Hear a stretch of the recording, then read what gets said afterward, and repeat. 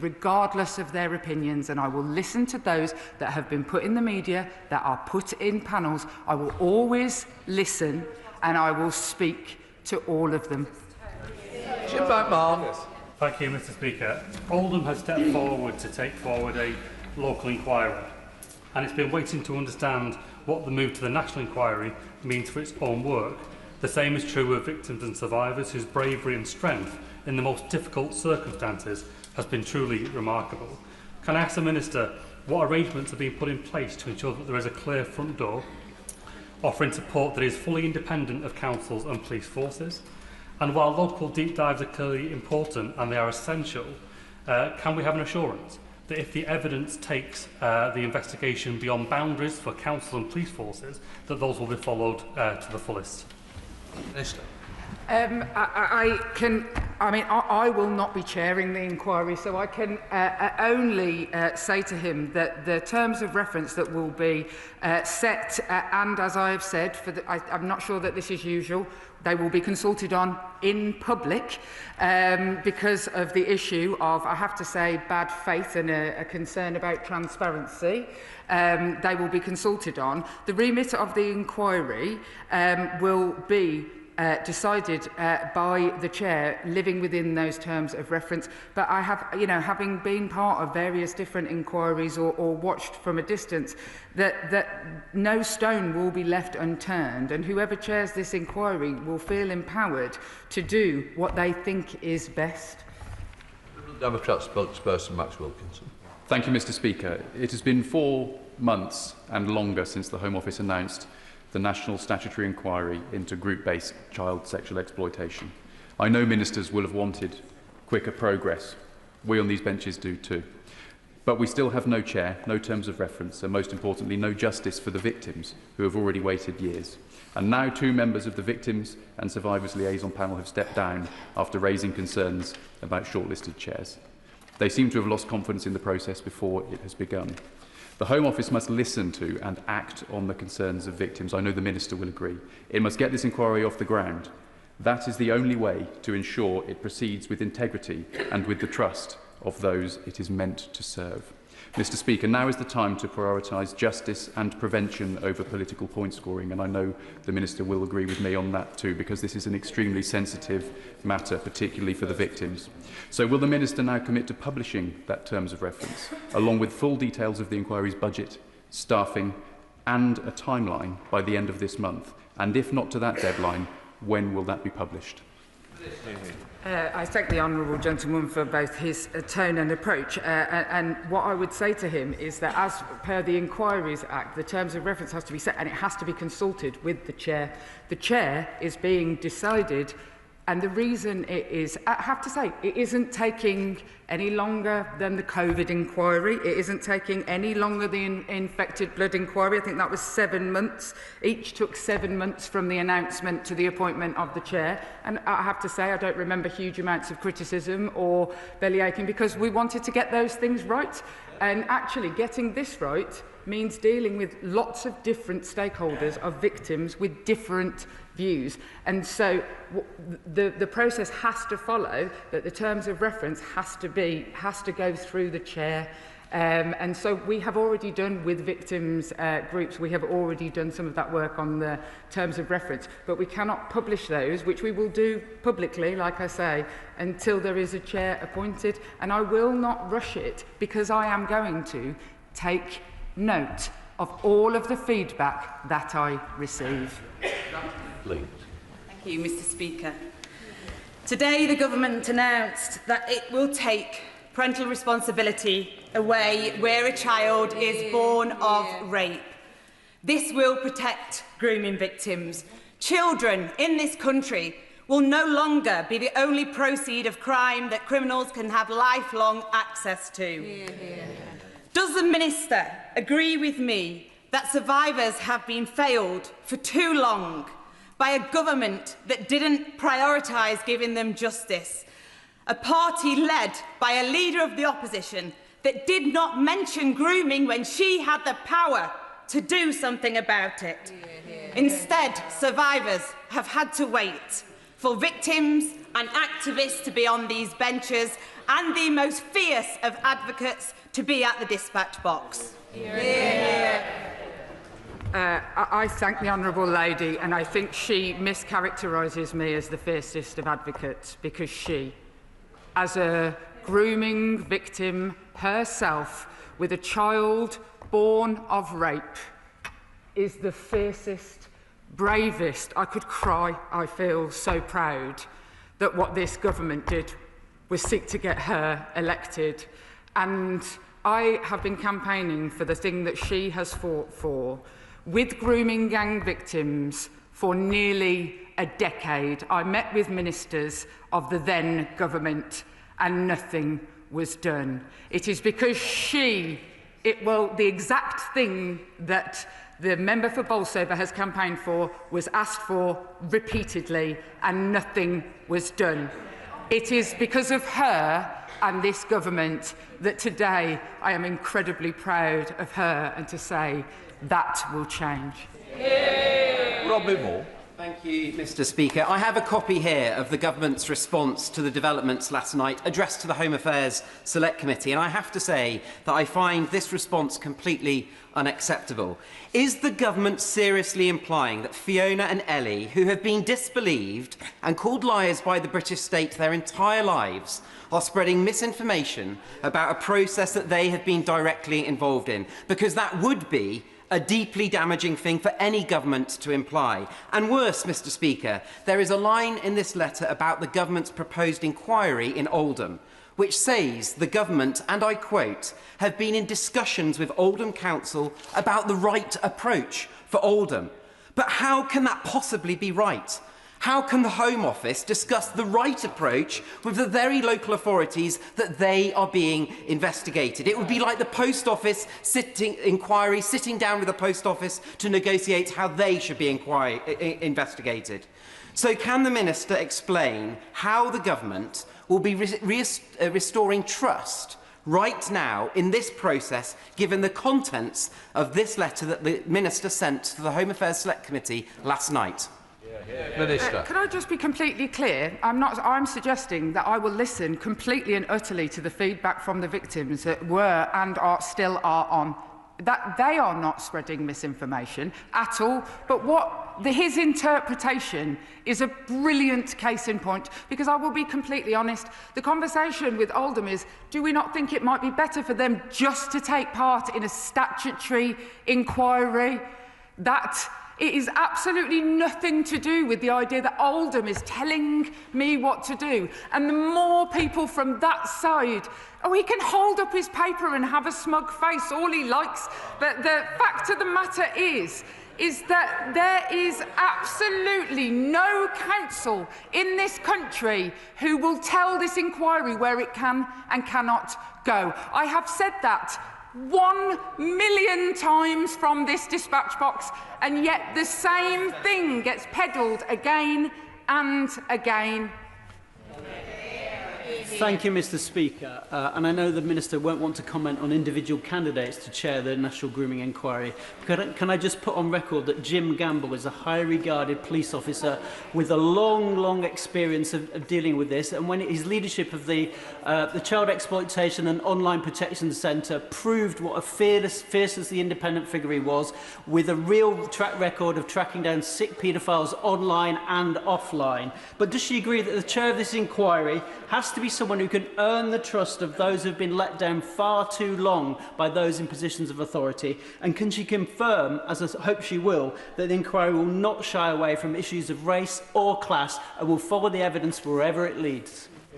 Minister. First and foremost, I can absolutely confirm that. And not only that, the Home Office has asked, which was, I have to say, not done before, for police forces across the country to collect data on ethnicity. So absolutely that will not be the case. And with regard, I won't be drawn into, because it's not up to me. Although what I will say about the gentleman that the honourable member has mentioned is that he did resign because he previously, from a previous role working in this, because he thought the then government wasn't invested enough in child sexual exploitation. Thank you, Mr. Speaker. Mr. Speaker, The victims of these crimes were vulnerable children who were ignored and who were gaslit and who were dismissed. 2 women have now resigned, 2 victims have now resigned because of this process and their lack of failure in the process. And yet what I hear from the Minister appears to me to be an aggressive and defensive tone. Does she regret the fact? Is she going to listen? Well, is she going, remember these people are watching, is she going to listen to the victims? And does she regret that these 2 individuals have resigned from the process? Minister. I absolutely regret that they have resigned from the process that, funnily enough, actually, in the particular incidents of one of the people, I have had no involvement in it. I do not know who are on the panels of victims. It is entirely independently managed by a grooming gang charity. One of the only interventions was to ensure that some of the voices who I thought deserved to be heard, that their names went forward to make sure that they were included. So I have done that on a number of occasions. Of course, I will listen to them. I'm actually meant to be with them actually right now, I'm meant to be in with those panels of victims, hearing their response right now. And I will absolutely, as I have said, I will take the feedback, both publicly and should they want to speak to me, as I have approached them, of anyone. But of course, I'm always sad when victims feel that they can't take part in a process. Of course I am. What I have to say is there are many different victims and they have many different views. And just because of the ones that we hear publicly, I want to make it clear that there are many different victims and we have to make sure that all their voices are heard equally, whether they are part of the process or not. Peter Down. Thank you, Mr. Speaker. The Minister has reiterated time and time again that victims must be at the centre of an inquiry. Given that, can she tell us what she intends to do to ensure that that aim is fully implemented? Minister. Look, from the inquiry, again, while the inquiry is ongoing, that will be a matter for the Chair. However, from the inquiries that I have been involved in that were successful and were victim-centric, there always has to be a system for supporting the victims, both taking part in the inquiry, but also just supporting them with the trauma that might be brought up. And usually those two things are separate. But once again, I am not going to be the chair of this committee. But undoubtedly making sure that victims are protected throughout the process, and should they want to go out and speak publicly, both negatively and positively, about that process, I would absolutely welcome that. People should never be stopped from speaking, but we have to make sure that there is available for support regardless of how you wish to gain it. Carl Lockhart. Thank you, Mr. Deputy Speaker. There should be nothing more precious in the eyes of this Parliament than the protection of children, and particularly those who suffered at the hands of these barbaric individuals. Many of us are parents, aunts, uncles, grandparents, and this cuts very deep. But I know the Minister cares and is a caring person, but today we need decisive action. And given how one of the victims has walked away from the inquiry, two of the victims have walked away from the inquiry, can the Minister state clearly how she will ensure that a fully independent inquiry can take place and that it prominently includes victims? Minister. I mean, all I can say is that the victims I am meant to be getting feedback from right now, that the reason I can't stand in front of you, I could have just gone, like, in the air and picked out some random judge. I could have done that. We could have done that.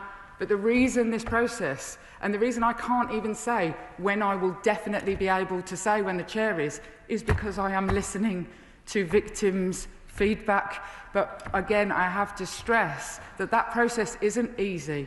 There are difficult dynamics within different within groups of people. There are difficult things being dealt with by the people who we have asked to engage. And so undoubtedly, that isn't uncomplex, and anyone who has ever worked with groups of people who have been wronged and shamed and treated badly would know that the idea that there is a straight line, a simple answer, to tell them that there would be a simple answer would for me to stand here and lie to them, and I am not willing to do that. Thank Thank you, Mr Speaker, and can I thank the Minister for her continued work. All victims and survivors who for too long have not had their voice heard, we need to make sure that is happening, and I'm sure the Minister is making sure that is happening. Can the Minister confirm what resources are available to ensure that survivors are properly supported through the process? And in terms of system delays, we know there are still issues with court delays, we know there are still issues in terms of making sure we go after all the perpetrators. So is she able to give a bit of an update on that and on the J inquiry recommendations? Thank you. Minister. I mean, absolutely. I think next week I will be chairing an interministerial group of cross-government to push through the other recommendations. Baroness Casey actually made 12 recommendations. People rarely speak about any of the others. But she did actually make 12, and this wasn't her most pressing one. Operation Beaconport, the policing one, was actually the one she put at primacy.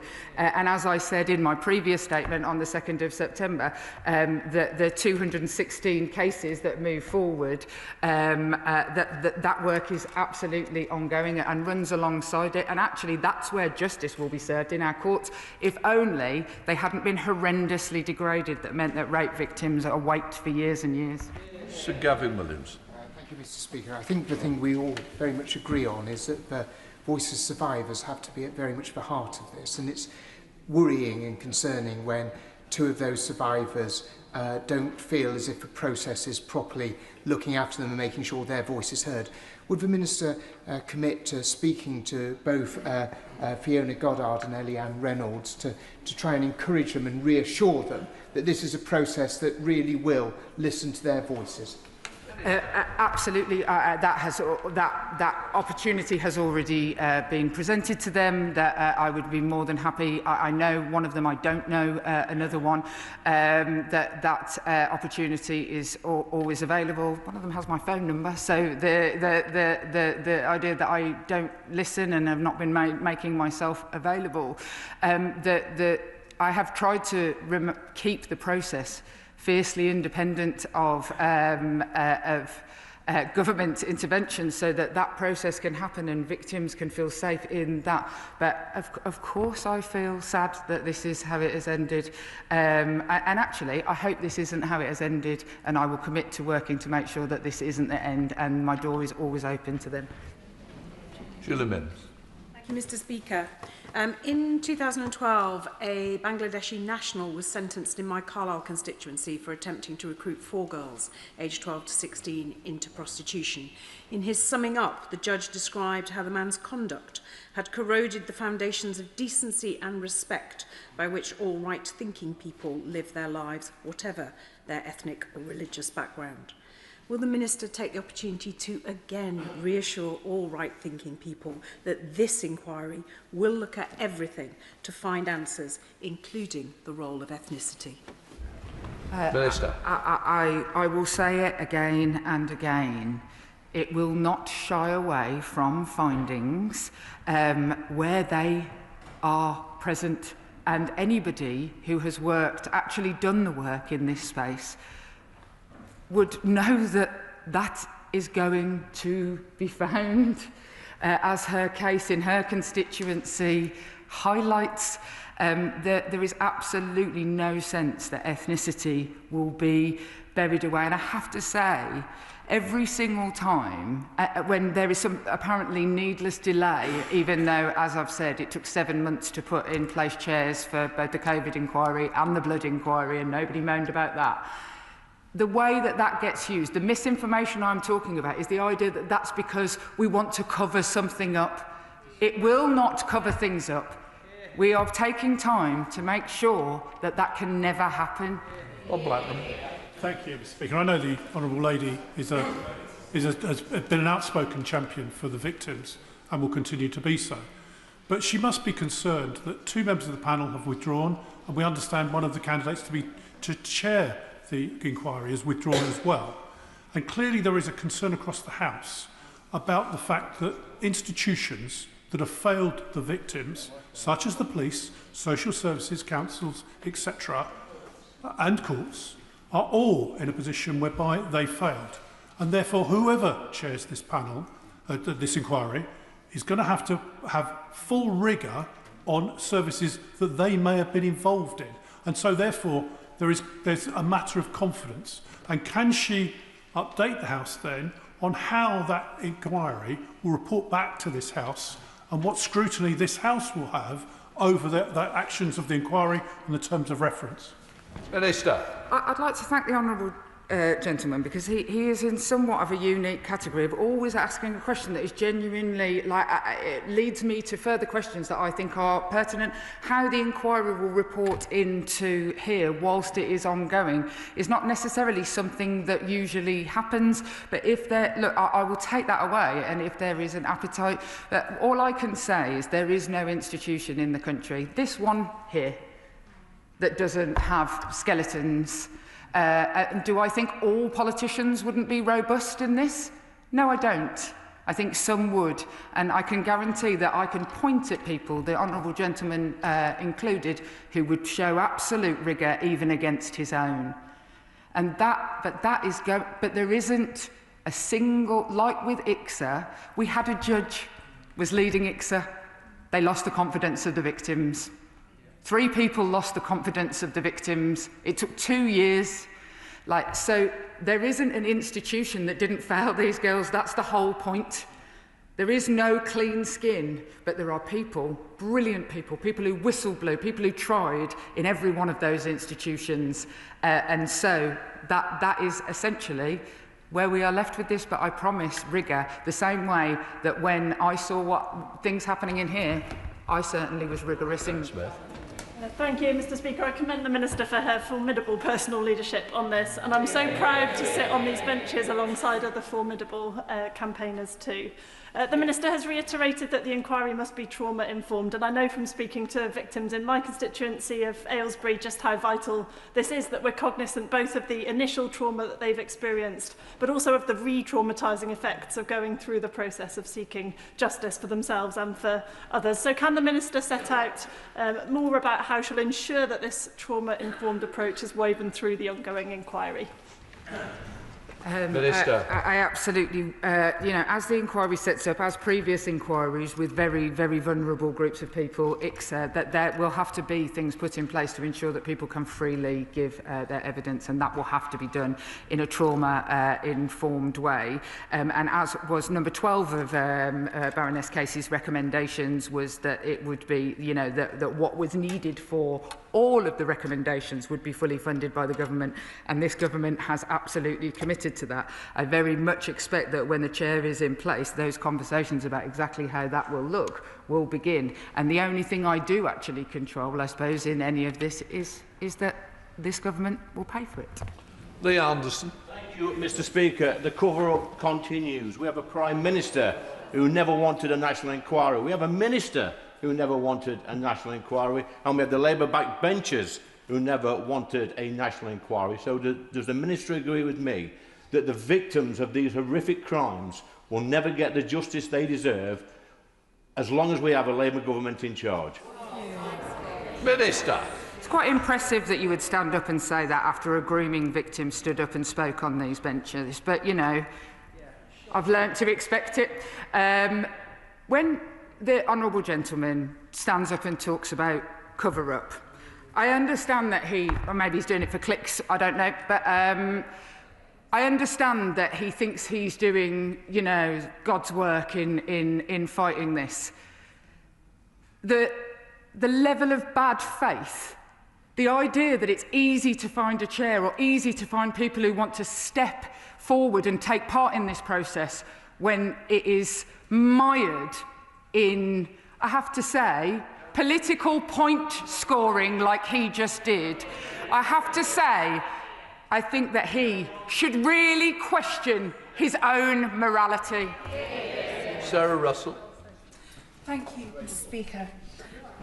Ellie Reynolds has said that financial dependency has made people stay silent when they should speak, and also alleged that people on the panel were isolated by discouraging contact with each other. I fully understand that the Minister has been extremely clear that this is a fully independent process and hasn't had government involvement. How does she propose to handle, though, the very complex relationship here between how Ellie Reynolds has spoken very clearly about concerns and ensuring that the process does retain the faith of everyone involved? I mean, as I've said, what I would very much hope to do is hear those concerns directly from Ellie herself, and see what can be done. What I also know, because I only know the victims that I know and have worked with before. When they have been on the panel, they speak to me about it like that because I have personal relations with them.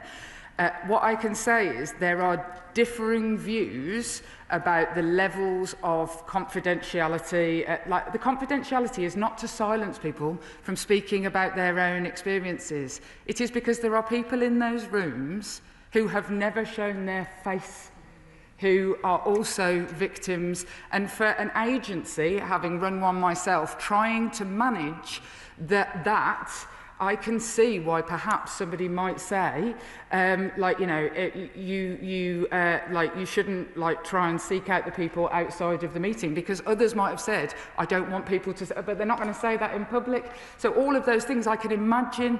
I'm trying to get across the idea of how complex these situations are, but I am more than happy to listen to Ellie and see what has gone wrong in the process for her and seek to make it better.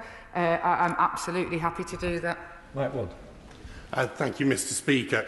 And we've heard what the Minister said about diverse views amongst victims, but is she concerned that some survivors of these terrible crimes have described the process in the terms that they have as a toxic, fearful environment, warning that there is a high risk of people feeling silenced all over again? And what is she going to do to reverse this failure? Minister? I mean, I refer you to my previous answer. I'm going to speak to them, which I have said now a number of times, and look into the process, not a process that I have personally been part of.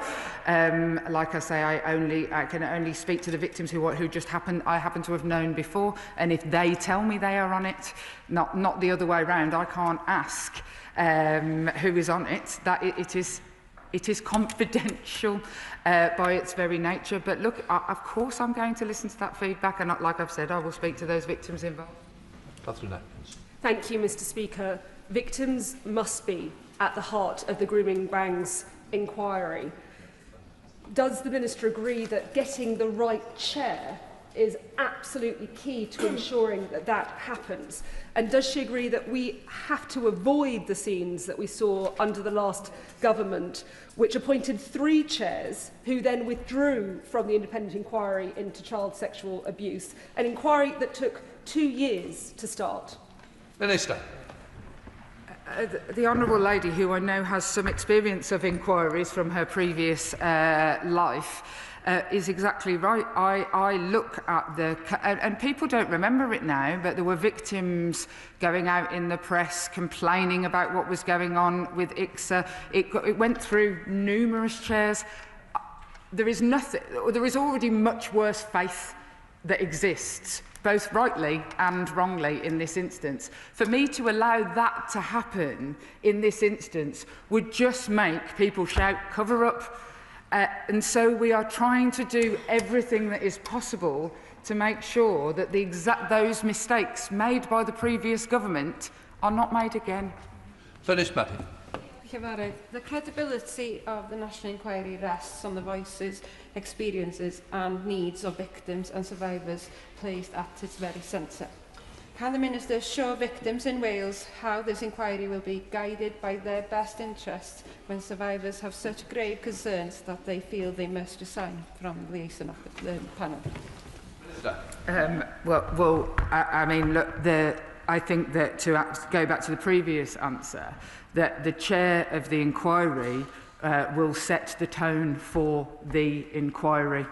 And that is why getting the right chair and making sure that the system is available for victims who want to take part in the inquiry, that will care for them and look after them, all have to be in place. But and that, you know, is what we are working to achieve. Thank you, Mr. Speaker, and I thank the Minister for her responses, and I absolutely agree with her that it's crucial to get this right. So can the Minister be absolutely clear that the inquiry will not be watered down, particularly the focus on grooming gangs and ethnicity, including models of grooming where groomers focused on the ethnicity of victims, whether that be young white girls or even Sikh girls? Minister. Absolutely, and I absolutely pay tribute actually to the community response in his local area to recent incidences of very, very hideous sexual violence and put on record my love to the families and victims involved. But absolutely, this is a grooming gangs inquiry, and it will follow what Baroness Casey stated. As I stated in my statement, it will be 3 years long, it will not show away, and it will be a grooming gangs inquiry. Thank you, Mr. Speaker. I acknowledge the Honourable Lady's commitment to get to justice on this, and I recognise the frustration that she expresses as someone who was responsible for the Infected Blood Compensation Scheme, meeting a diverse group of 40 different charities and representative bodies that didn't agree with one another. However, I would gently and respectfully say to her that we do face a credibility gap on this issue. And I would urge her to examine how she can get ahead with the communications in order that she can continue to demonstrate her commitment to get to justice. Because, frankly, we as members of Parliament have to come to this place when things get into the media and public concerns are expressed. And I understand her frustration, but getting that communications right and maintaining that pathway to delivery of justice is critical. Minister. I don't disagree with the honourable gentleman, and if I believed that either most of what I see reported on anything in this space is largely inaccurate and often comes with an agenda, if you will, more so I think than in the case of blood. But I absolutely recognise and take my hat off to the job that he would have had to have done. But I absolutely recognise that, and there is a balance between wanting to give a complete and utter running commentary on a very complicated thing and making sure that people feel like something is going on, because nature abhors a vacuum and so does misinformation. Mr. Murray. Thank you, Mr. Speaker. The Minister has heard me many times implore her to move as speedily as possible to address the challenges of victims of this awful crime. But can I on this occasion implore her to take the right time to find the right judge? This is not a normal public appointment. This is someone who has to command the confidence of this House, of the public, and most importantly of survivors, that they will leave no stone unturned, investigate everything, whether it be ethnic, class or institutional, and will make her life harder if they have to. Will she take the time to find the right judge and not repeat what we saw with the child sexual abuse inquiry several years ago? I absolutely will, and I think he gives me the opportunity to say that no matter who is picked, there will be people who are unhappy with it. Like most politics that we deal with, let's just call a spade and stop pretending that there is a perfect situation. There is the best situation we can have. And funnily enough, in the conversations that I have had with some of the prospective chairs, the main thing I want them to take away is that I want them to feel that if they have to slag me off all day long, and you know what, I'd say the same to the victims, then that is exactly what they should do. Rebecca Paul. Thank you, Mr. Speaker. Can I thank the Minister today? She obviously feels very deeply about this, and I think we all agree that anyone that was involved in these awful, horrific crimes must be held to account, and anyone who turned a blind eye, we must also shine a light on that and make sure that doesn't happen again. Can the Minister provide commitments that the inquiry will not be politicised, particularly after multiple local authorities have attempted to block investigations? I think this is a really important question, because we do see this happening. Everyone needs to be investigated on this. It doesn't matter what party you are. This is too important. Absolutely, 100%. And look, it would far be it from me to sit here and speculate about where I'd like it to go. But let me tell you, if I had my way and I was the chair of this inquiry, it wouldn't. you would not be surprised. I think that, look, where I live is one of the places that I have grave concerns about, because that is where I worked. That it wouldn't stop me wanting to look there if I was the chair, because it has a Labour council. I couldn't, excuse my unparliamentary language, give a toss about... Can I just say, I'm sorry for the Minister that she felt she had to push it. She's doing an excellent job. She doesn't need to push it. She's better than that. I'll listen to you. No, I'll listen to you.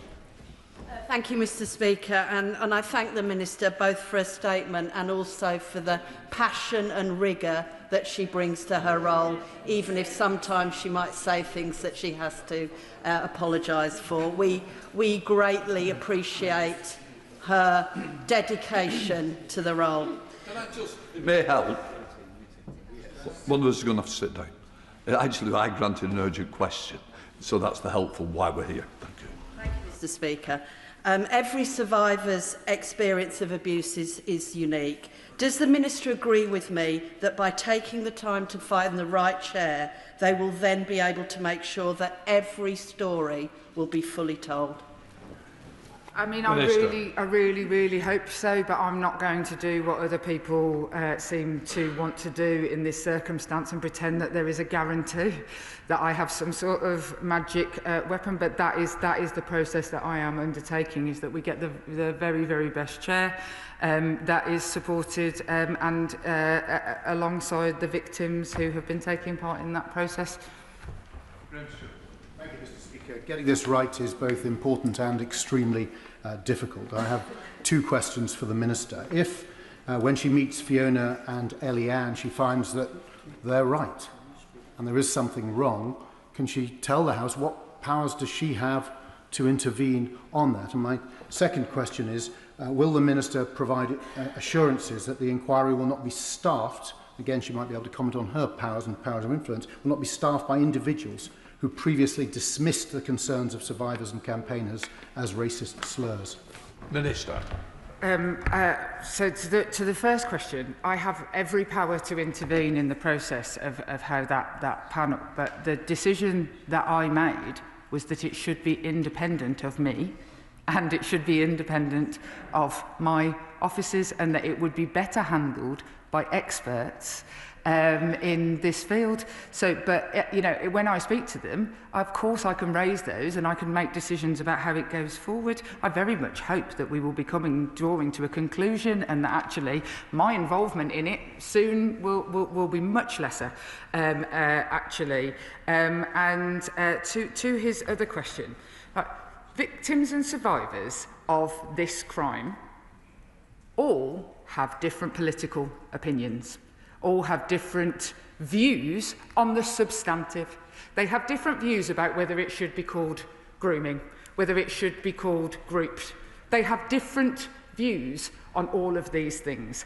I will not stand here and say that I would eliminate any victim or survivor based on their political...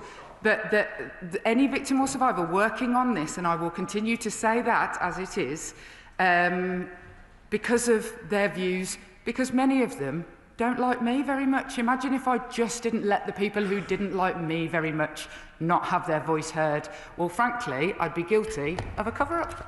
Thank you, Mr Speaker. The Minister has made it clear that women and girls were failed by every institution. And it is a positive step forward that the failure is now acknowledged by government, and that acknowledgement is leading to action after years of inaction. But in Scotland, we have absolutely no acknowledgement and absolutely no action. So I want to ask the Minister what advice she would give me and others across Scotland who are becoming increasingly angry that the Scottish Government is doing all it can, not just to block an investigation, but to block any kind of independent scrutiny or case review of organised child exploitation. I think that the Honourable Lady, first thing I'd say is that the inquiry, whilst is in England and Wales, one of the victims that we have been hearing about today, Ellie, lives very much in the borderland of our two great countries.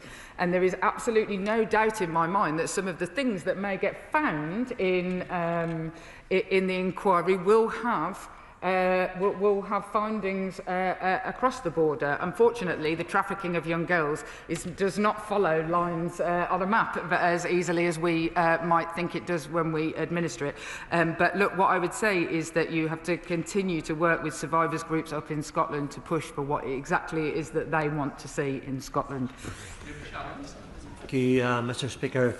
I thank the Minister very much for her answers, and I know that the Minister's heart is in this to get justice, and I don't think there's any doubt about that.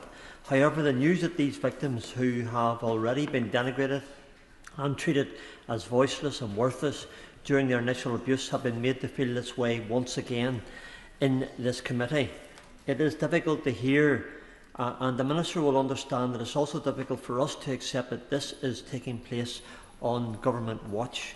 So will the Minister not agree that the inquiry is not getting this right and instruct immediate action to be taken to give these young women their voice back and ensure that justice is served and safeguards are in place to prevent those from taking place on British soil ever again? Minister. I absolutely share his upset and frustration on the matter, and I think that he knows that when I say that I will do whatever I can to ensure that these problems are sorted out where they can be, that is what we will seek to do, and we'll continue to try and do that. But absolutely, what we have to do with this inquiry isn't just look at what went wrong and hold people to account. We have to make sure it cannot happen again.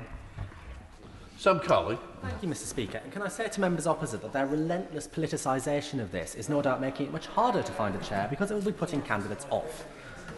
Mr. Speaker, as this inquiry gets underway, we must keep up progress on implementing the recommendations of the J Inquiry, ICSA. I raised concerns at report stage of the Crime and Policing Bill that the government's proposals to implement mandatory reporting of child sexual abuse don't go quite as far as ICSA wanted, and those concerns were raised again in the other place last week by Baroness Gray-Thompson. So will the Minister ask her colleague Lord Hanson to meet me and Baroness Gray-Thompson to discuss how we can remedy that in a way that works for everyone and protects children? The simple answer is yes, I will ask that. To his first point, absolutely right, is that what we should all seek to be doing throughout this is trying to grease the wheels so that we can have the best inquiry possible. We should all be seeking to do that whilst holding people to account with as much scrutiny as is needed.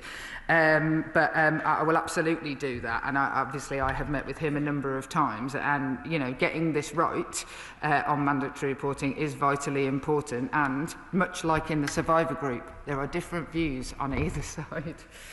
Chris Webb, final question. Thank you, Mr. Speaker. Blackpool continues to live with the scars of Charlene Dowes and Paige Chivers, two young girls in Blackpool that never came home but were subject to grooming. Will the Minister confirm to my constituents in Blackpool South that the Grooming Gang inquiry will be thorough and comprehensive, committed to a full and transparent investigation, ensuring every avenue is examined to uncover the truth? Minister. I absolutely will, and funnily enough this morning I spoke to one of his constituents who has been a previous grooming gang victim to assure her of similar things, because I have to say quite a lot of this causes quite a lot of nervousness around and the need to manage lots and lots of different people's emotions, but I absolutely make that commitment to him as I made to one of his constituents this morning, and I make it to this full House. Okay. Complete. Point of order, Jeremy Corbyn.